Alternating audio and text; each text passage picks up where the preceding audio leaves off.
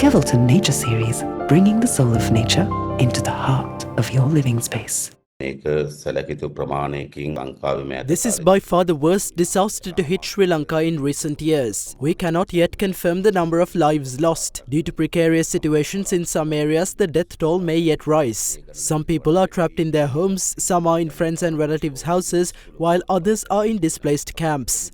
We must supply food, water, health and sanitary facilities to all of these people. Our next major step is strengthening infrastructure and essential services. One of the major challenges we are facing is establishing access routes. Several major roads are damaged at 256 locations and a number of bridges have collapsed. However, accurate data on road damages needs to be acquired from provincial councils. We have already issued a circular authorizing the Essential Services Secretariat to transfer staff and equipment from unaffected areas to disaster-hit areas. Many areas lost communication links.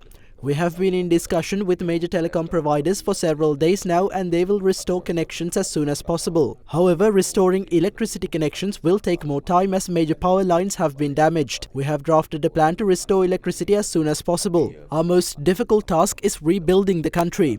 We will need a large quantity of aid. This disaster struck at a time when the economy was rebuilding and the economy cannot withstand this shock. There is still time to recommence agricultural activities. To that end, we must ensure the supply of seeds and fertilizer. We must assess the damage to agricultural land and compensate farmers as soon as possible. Then farmers will be able to supply rice during the coming Maha season. Rural industries are facing a severe collapse.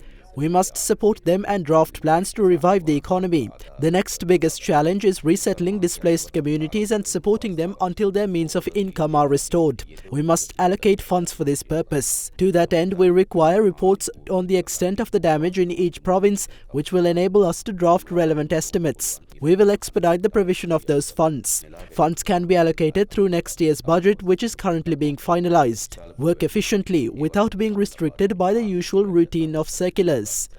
The state cannot address this crisis alone. Therefore, we held discussions with non-government entities, political parties, the business community, Sri Lankan diasporas and foreign nations. If we work according to a plan, we can rapidly lay the foundation to rebuild the nation.